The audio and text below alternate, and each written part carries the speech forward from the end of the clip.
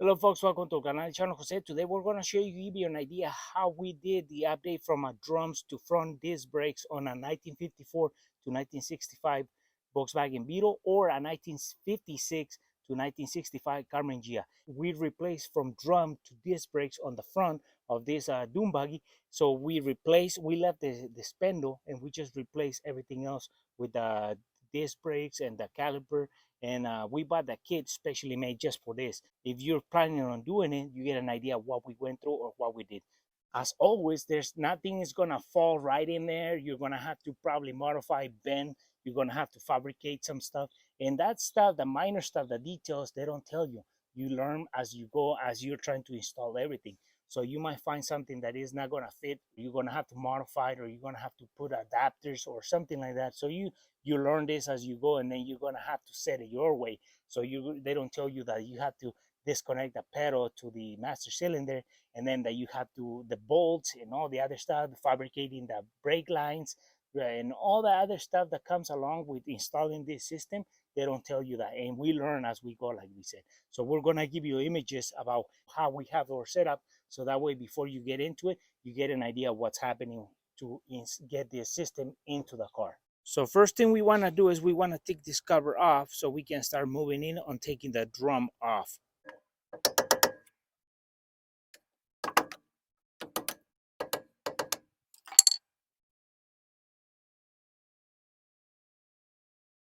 So one important thing about this is that this nipple that looks like a grease fitting is actually the speedometer cable. So as it spins, this is keeping the speedometer working in the inside. So we have this wire, as you can see, and it goes through, and as you can see, if I push it in and out, that's the speedometer cable. So we have to take it off of this cap, so the cap comes off, and we can leave that in there for the next. So when we put everything back together, we put that right into the wheel, and that is gonna give us the speed. So we gotta take the clip, C clip off, so this cap comes off. There you can see the C clip. We gotta take it off.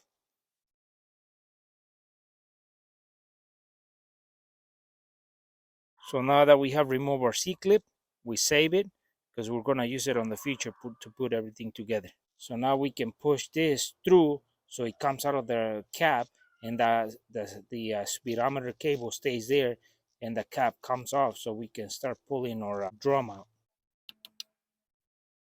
So now to start removing the drum, we have to remove the first nut, and we gotta take it off so we can start moving in, because there's two nuts that hold this structure, so, or the bearing. So we got to take the first one out, and we're going to show you how to do that. So here we have two nuts, the outer and inner nut. So we have to lift this sheet metal that is right here so it can let us spin this nut, and then that sheet metal comes out. So that all you have to do is fold it up so you can undo this one, and then take the other one. So these are it makes pressure so they don't lose themselves up.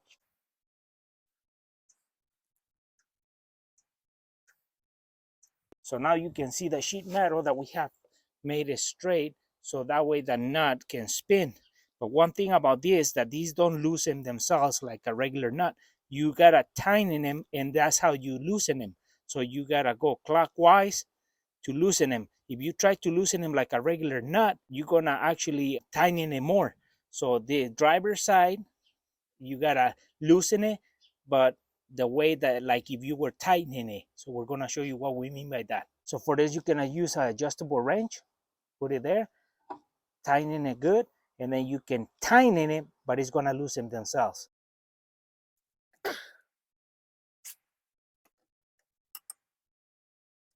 So now this sheet metal that was there, it's gonna be probably jamming there, but all you gotta do is just pull it out. It's a washer with two tabs. One is facing one nut so it doesn't spin, and the other one is facing the other one, folded against the other one, so they both don't spin. There's a groove that this falls in right here, so this doesn't let the nut spin, but this, we're gonna replace it. So now we can take that nut off so we can start taking the bearing and the drum out.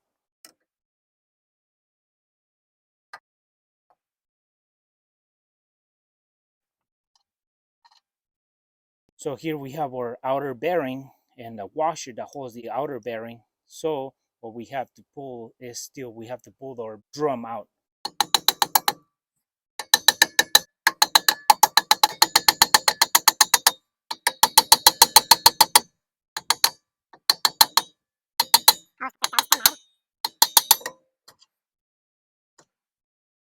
So now that we have removed our drum, we have this structure, and then we don't want to take pieces by piece and by piece. All you want to do is you cut this wire off, and then you undo this bolt, that bolt, and this bolt to take off the whole structure off. But before you start doing that, we gotta remove this brake hose from the cylinder, from this guy. So that way, once we remove that, then we can take this whole structure off from there. So we don't have to take piece by piece by piece off, and then the back plate. We can take all this in one shot. So to remove this hose, we use a 40 millimeter open wrench, and we just loosen it.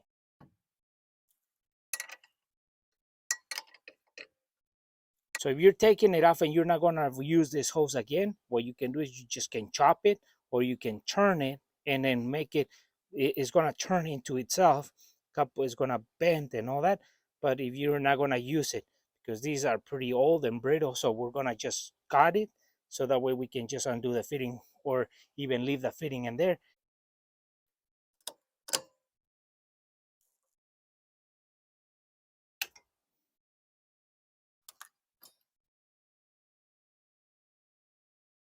What you can do is you can clean all that grease off, so that way when you're working around with those bolts, you don't get yourself with more grease on your hands.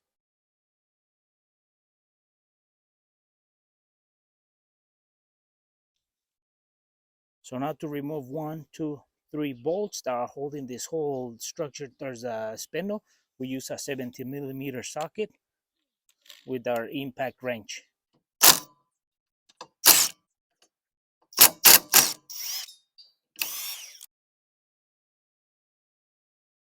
So now that we have removed the 3 bolts, we just grab our backing plate with all the structure, and we pull it away from the spindle. We can clean, so we can start putting that disc brakes bracket and start putting all the other components around. So at this point, you can actually start greasing up all the greasing fittings that need to be greased up, that are in the suspension. So that way, when you put everything back together and it gets covered up, it's at least greased up. So now, before you start putting the brakes on the driver's side, what we have to do is we have to remove that hose that we cut off. And then we have to remove the reservoir for where we add the oil for the brake system. And then we have to remove the master cylinder, or the piston, where we press the pedal, that one right there. So it's going to be a little complicated removing that and getting the camera in there, but that's what you want to do before you start putting the disc back on the rotor, so that we have more access to this. So we disconnect all the hoses, everything, and then we remove that master cylinder with the 2 bolts from the cab. Right over here on the pedal area, we have to remove 2 bolts. There they are, one on the left and one on the right, for the master cylinder, so it can come out towards the front. So remove those 2 bolts. So before you start taking those 2 bolts from the inside out, take the hoses out of the lines, take them off, so that way when you start taking the cylinder off, it's clean and you don't have to struggle with hoses and everything that is attached right here.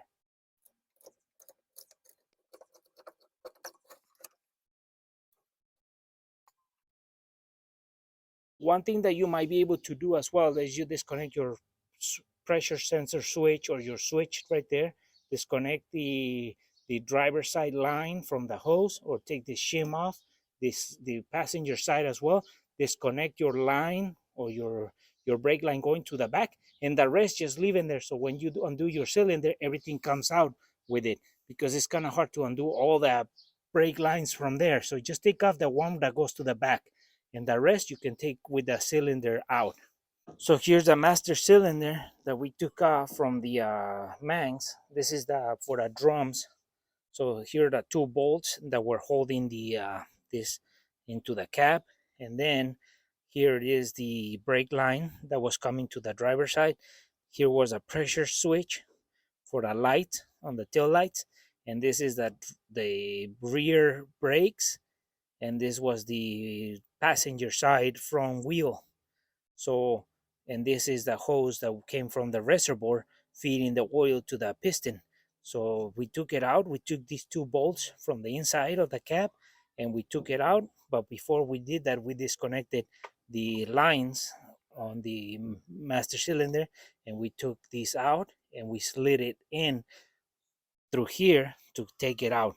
This is where the inside of by the pedal, and this is where it was bolted from inside the cab, the two bolts, and we can see the little leg or the little rod that goes into the master cylinder from the pedal, as we can see it right there to the big hole. So we took out the old one, then we put the new one, but we gotta put the brake lines as well. So now what we do, we take off the passenger side off, and what we're doing is because we already removed the master cylinder, so what we're gonna be doing is we're gonna have to make some new brake lines. So we're gonna take this apart so we can start putting the passenger side and work ourselves towards that master cylinder, because on this side all we have to do is we just have to put brake hose and the components, and then we have to move to the other side, and the other side is gonna need modifications to make some brake lines.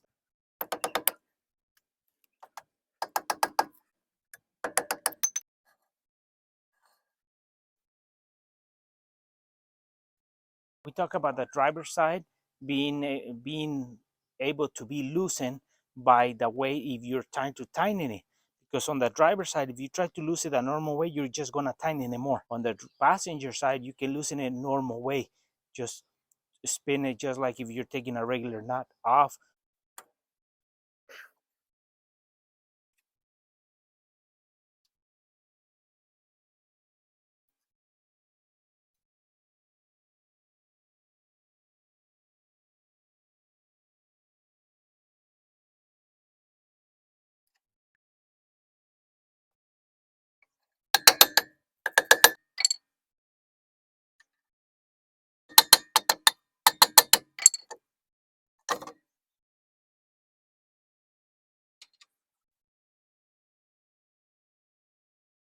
As you can see, we struggle with the drums trying to extract them, so it's not like they're just gonna pop out. You're gonna have to work it, but after you take all the hardware that holds it in, so once you remove that, you remove all the bearing base and everything, and then we're gonna remove this just like we did on the driver's side. We're gonna cut the wire, take the 3 bolts that holds the base against the spindle, cut the brake hose, so we don't have to be fighting that, and then we remove this.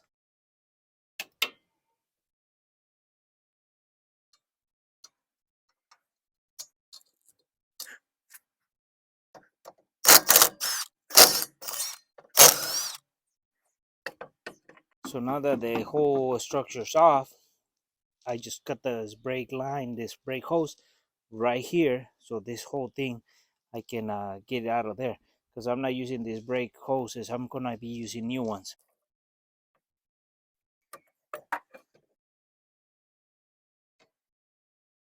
So what I'm gonna be doing is gonna grease up the suspension, so that way when I put everything back together, everything, the joints are greased up as well.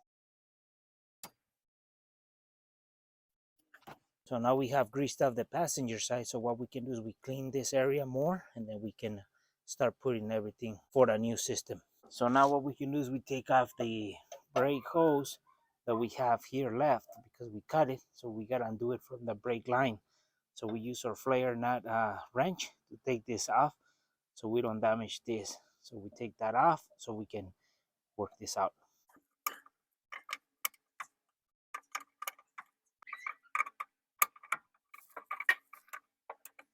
Okay, folks, so we're about to put the bracket for our caliper, and there's 2 of them. The first bracket we try, because the caliper has to be in the back, so we try to line up the holes, and when it sits flush, they don't line up because it hits on this side, on the spindle, so it doesn't line up. So we remove this, and then we put the second bracket, and then the holes do line up, and it's right there, as you can see. So those grooves are for the bolts to fall right in there. So we put this bracket in there. So now we're going to start putting the 3 bolts, and we're going to put Loctite in the threads. And also they have a hole that you can run a wire through them, all 3, so they don't untwist themselves. These are usually made, this system is for airplanes, but this is going to see we can do it on this guy again. We put this, and we're using Loctite 242, so that way it's medium strength.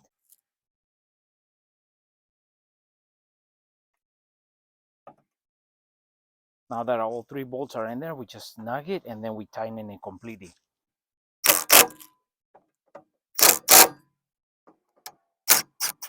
So now that we have put the base, or the caliper base, we're gonna put the safety wire on it, and then we're gonna run the hose to the brake line, and we're gonna be putting all that together here too, bearings and everything. Just wanted to give you an idea how everything's beginning.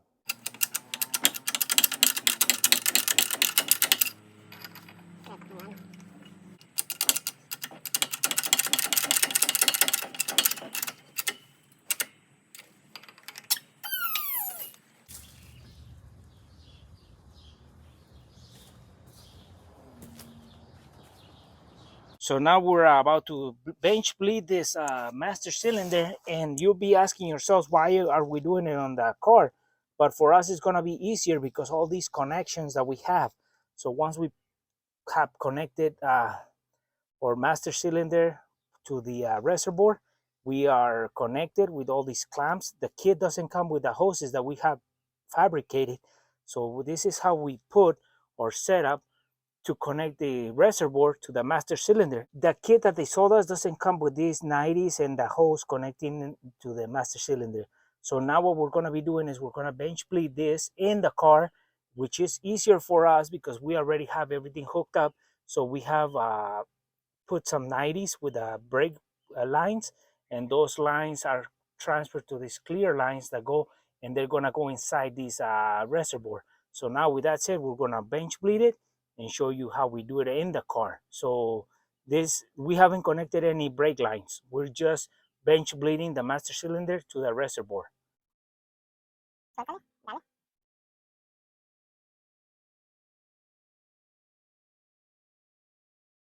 So now the passenger side is on, everything's put on, or caliper or brake line all the way to the other side. So now we do the driver's side.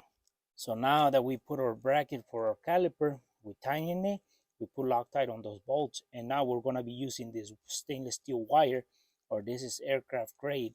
So they use in this aircraft this wire so the bolts don't turn and loosen themselves with vibration. These bolts have that little hole that you can put a wire through, and that's how they wear. So we're gonna put the wire through all 3 of them, tighten it to itself, and then continue.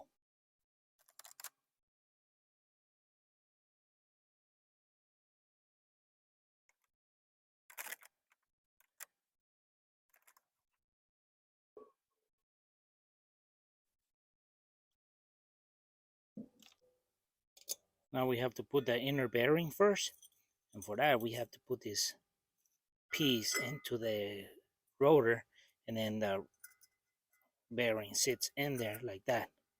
So we put this in there, we gotta press it in. Once we do that, then we put the outer bearing seat, and then we put the inner seal into the inner bearing so we can put the rotor right in there.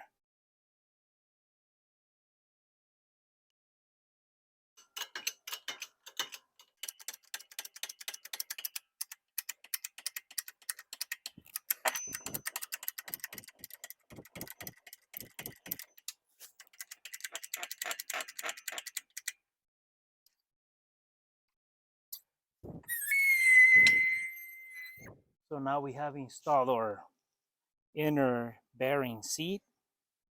Now we're going to install the outer bearing seat.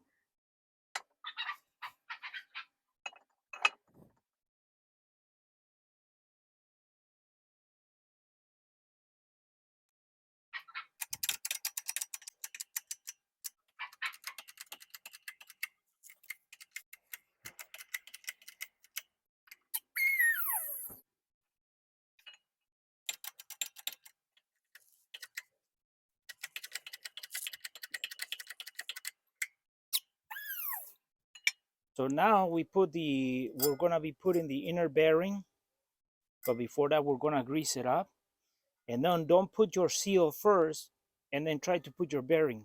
It won't go in. So you put your bearing once it's greased up, and then you put your seal, and then we put the outer bearing so we can start putting the whole thing into the spindle.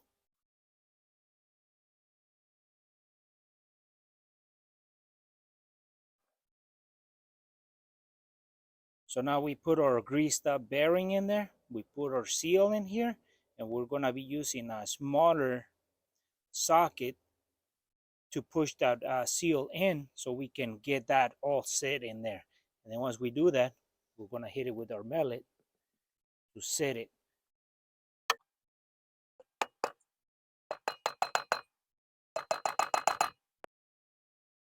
Pressed in our seal, and it's just gonna have to be flush with the outside. So if you press it too much, it's gonna touch the bearing and it's gonna affect the performance. So now that we have done that, we put the outer bearing so we can start putting it into our braking system.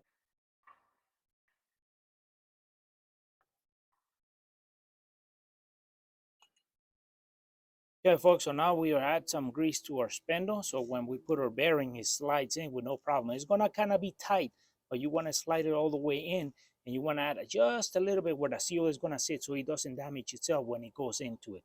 So now that we have some grease, we slide our rotor right in there.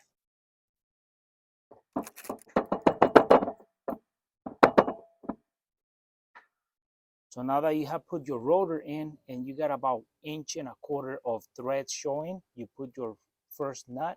And these nuts on the driver's side, to tighten them, it's like if you were loosening them. So you're gonna have to loosen them and it's gonna actually tighten them. They're reverse threads. So you put the first one in and then we put the second one.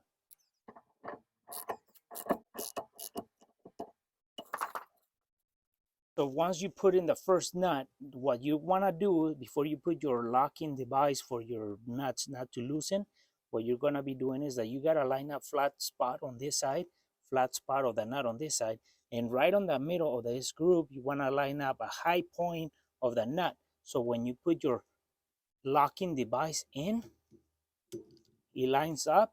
So that part is going to bend into that flat spot of that nut, and the other side is going to bend back into the other nut once we put them on. That's the reason of why it's so important to line up those nuts or the first nut with the angles. So when we put the second one, everything we can tighten it and bend the securing point so that this is a locking device for that nuts not to loosen them. So say each one side grabs one and the other one is going to bend on top of the other one.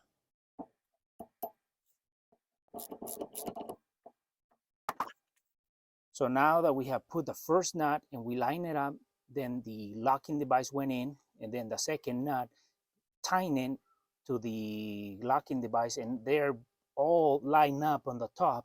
So this locking device, we're gonna bend this tab into the flat spot of the first nut, and then the other side, we're gonna bend it backwards into this nut. And that's gonna keep these nuts from spinning because on that groove, this locking device is guided into. So that's gonna keep from this whole thing spinning. So with that said, we'll bend this one inwards and this one outwards.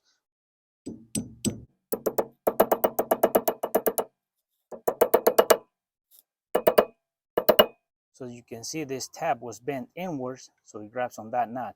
This other one is gonna be bent outwards, so it grabs this other nut. So they're gonna interlock.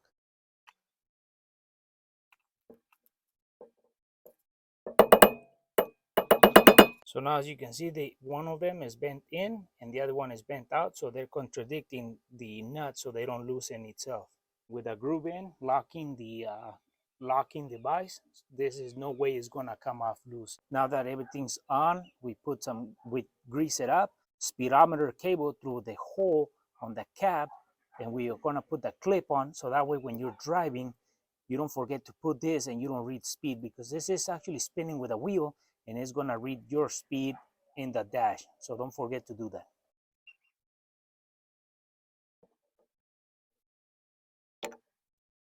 Now we put our C-clip on this speedometer cable so it stays out and it doesn't fall off this one doesn't go in and we lose track of our speed. So as you can see, we don't want that. We're going to put our securing point on that mass.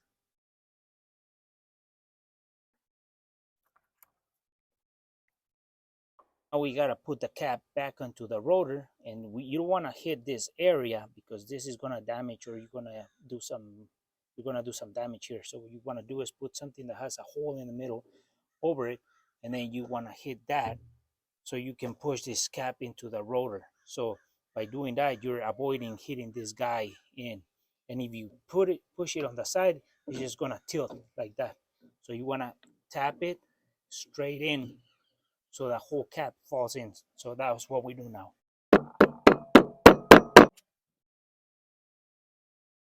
So now we have put our clip, everything's back on in there. So our rotor's there, bearings. So we have to put the caliper back in there with the brakes, and that's the last thing we have to put in there. So now before we start putting our brake pads and our caliper on, we're gonna clean the rotor where the brakes are gonna grab with the brake parts cleaner, so we can get rid of the coating of oil and grease that comes from factory, so that way don't contaminate the brake pad.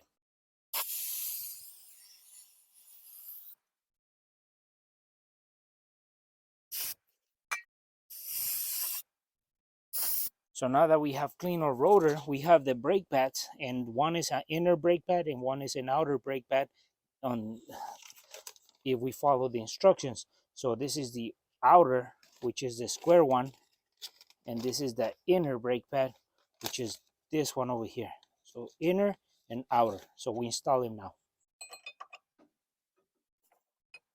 So here's the guide for the outer on the top and the guide for the bottom. The same thing in the inner brake pads. Have the guide. So now that we have our brake pads on, everything, we grab our caliper and we start putting it over and bolt it down.